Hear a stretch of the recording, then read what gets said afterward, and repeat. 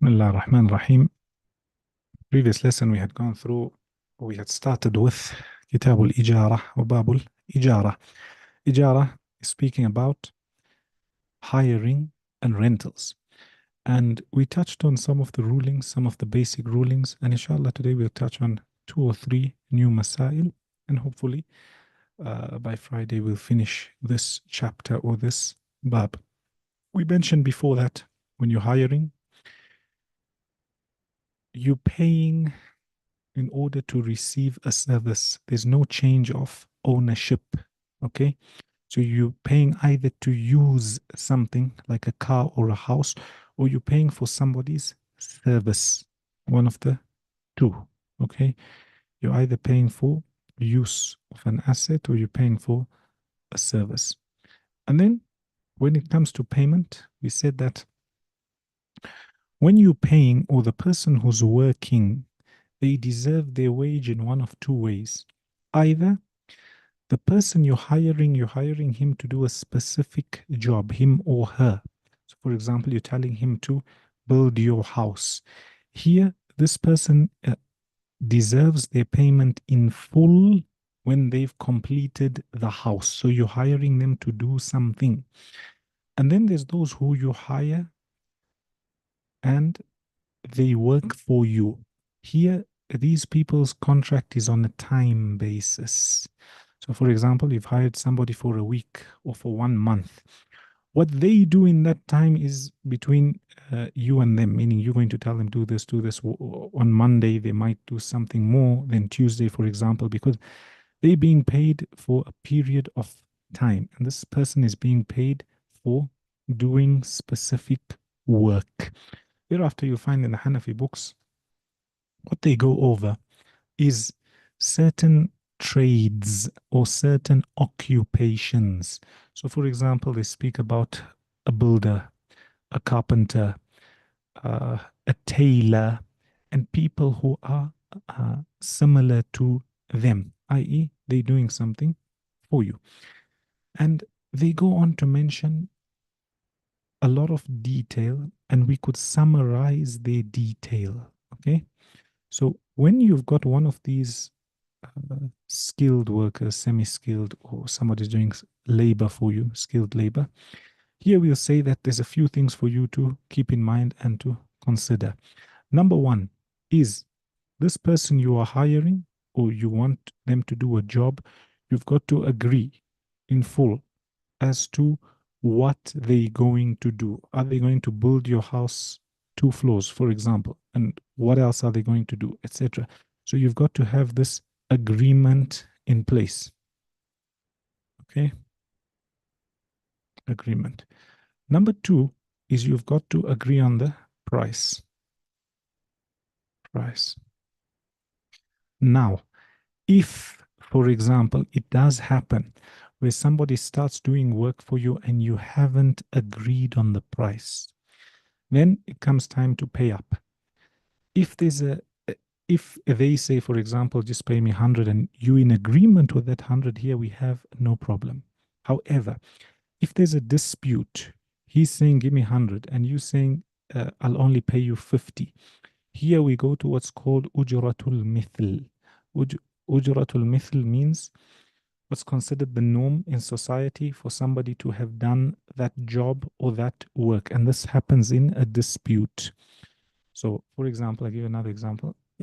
Sometimes you go to Mecca and the taxi driver tells you just jump in, and you jump in.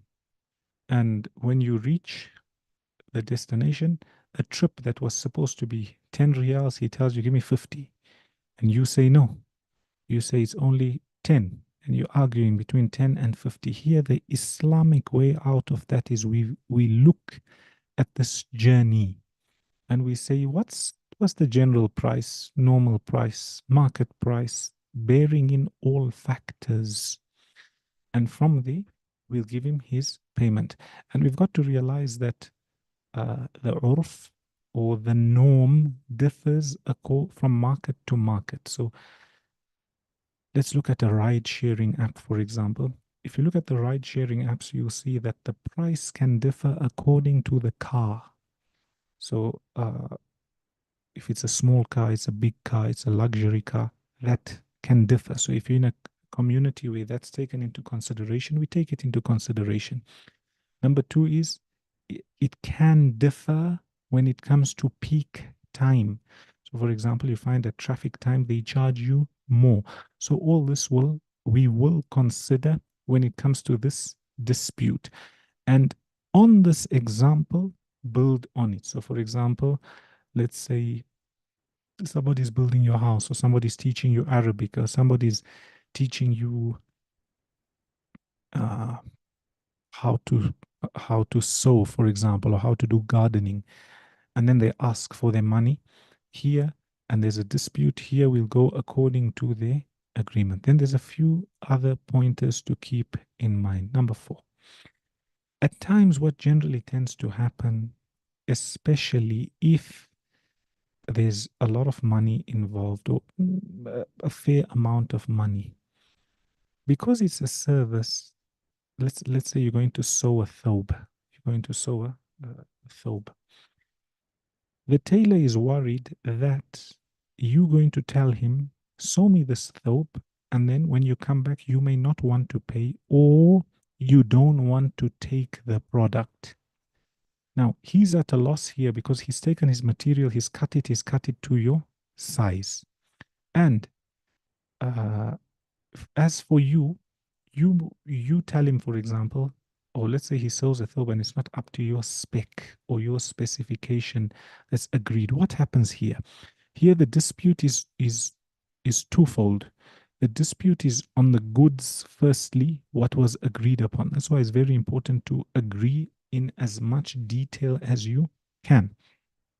Number one, I just want to write this so I don't forget this point. You've got to agree in as much detail as you can. Also, this tailor or this person may ask you for a deposit. Why? Because let's say they start cutting the thobe and eventually you're unable to pay. So let's say this thobe is 200. And because they want to see are you a serious buyer or not, they tell you pay deposit of 80 towards this. So when you take your thobe, your balance will be 120. Here, inshallah, this is allowed. This is allowed. So much so, some of the scholars go as far as saying that if the person has to go back on it, this deposit they gave is considered gone. So I'll give you another example. Let's say you're looking for a hotel or a lodge in the holiday. You want to go for holiday.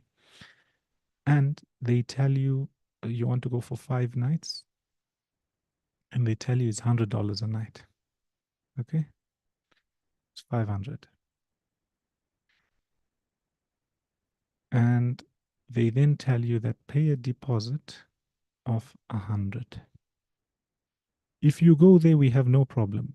You go there, you would have paid 100, your remainder will be 400. If you don't go, should this be returned to you or not? Islamically, are they allowed to take it or not? Hanbali madhab allows them to take what's called an urbun, and the practice or everybody's practice upon it is now. So even though it's an opinion, or when it comes to our day-to-day practice, they'll tell you that here your deposit is gone. Why? Because by you booking these days, for example, and let's say you canceled last minute, then you have harmed the hotel or the lodge because you held a booking that could have been used by somebody else. So that's a point to mention. Number 5, not in the Hanafi books, but something new that's come up, is called a shart al-jazai, which is literally a condition put in the contract to say that if it's not up to a certain spec, then we will either pay you less money or we won't pay you at all. And this can happen in technology, for example, or if you're hiring a builder to build a project or your house, etc. So let's say you've agreed on 10,000. Okay, 10K. He's gonna do.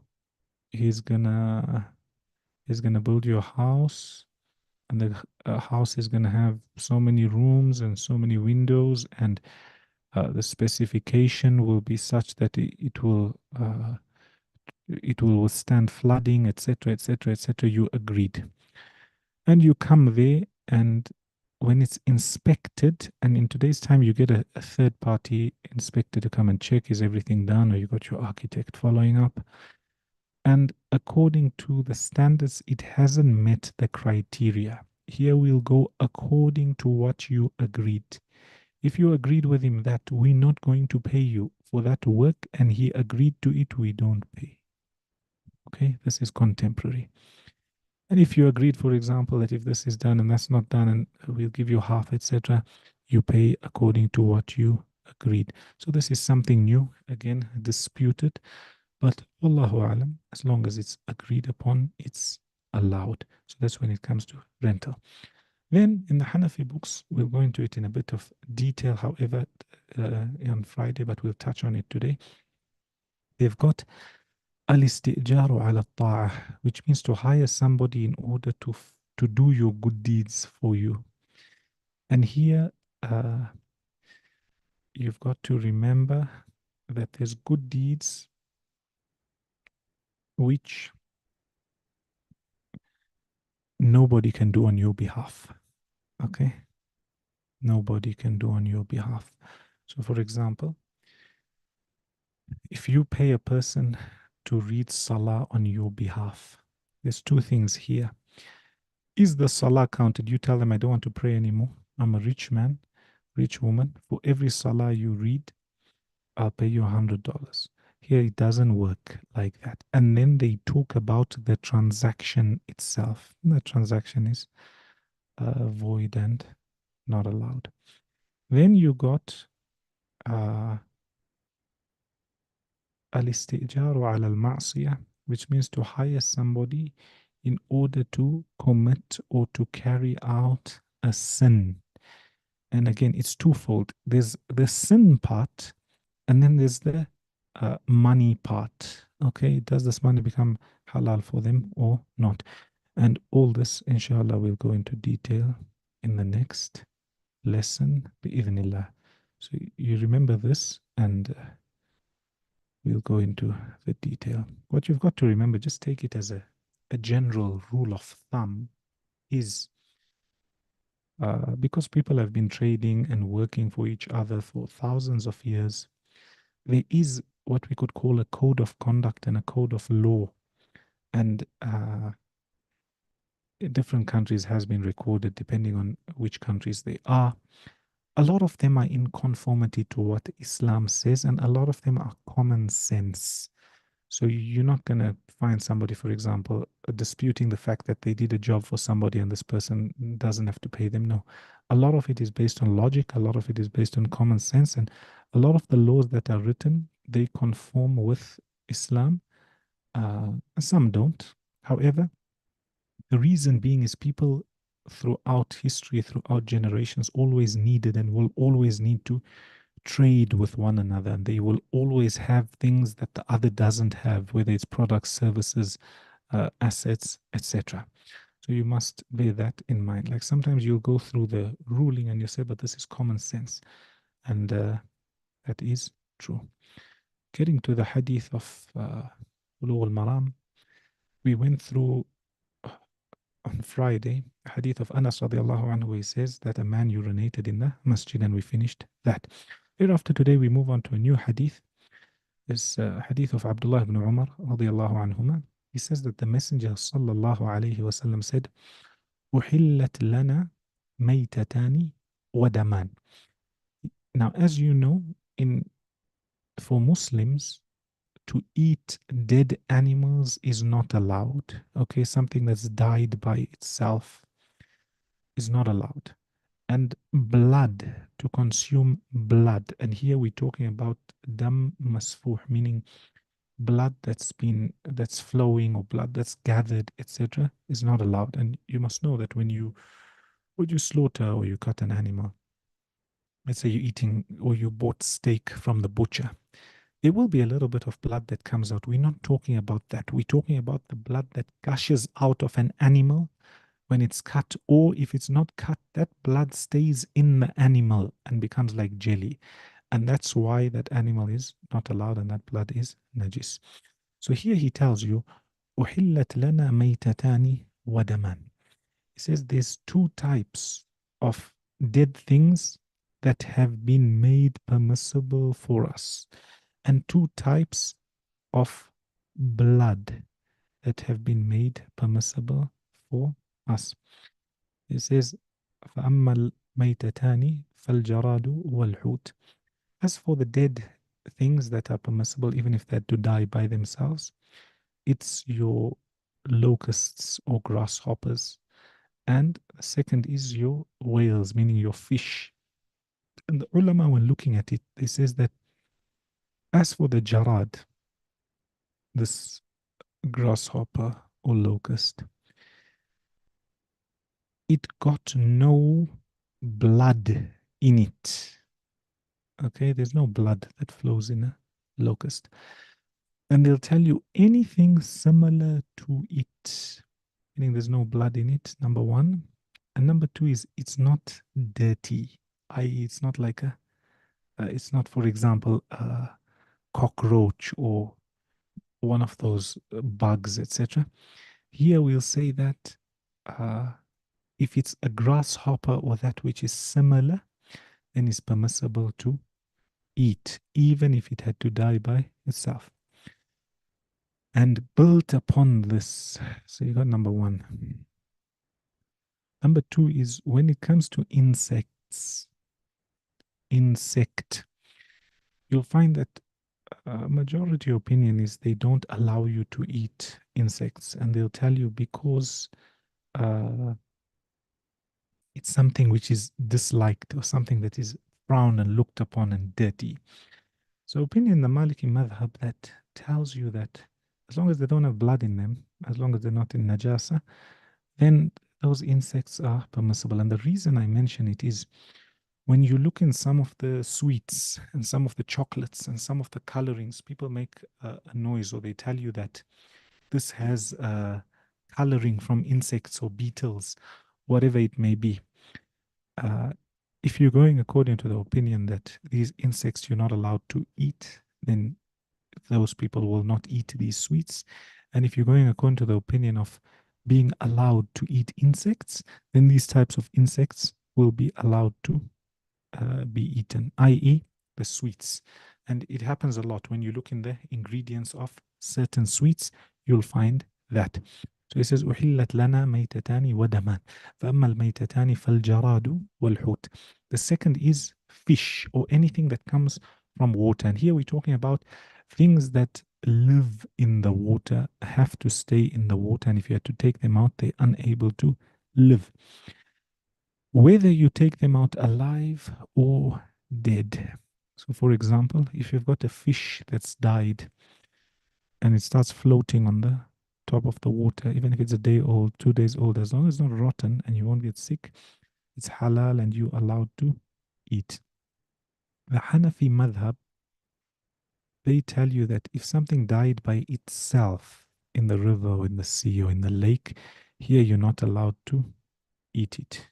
Okay? فأما الميتتان فالجراد والحوت.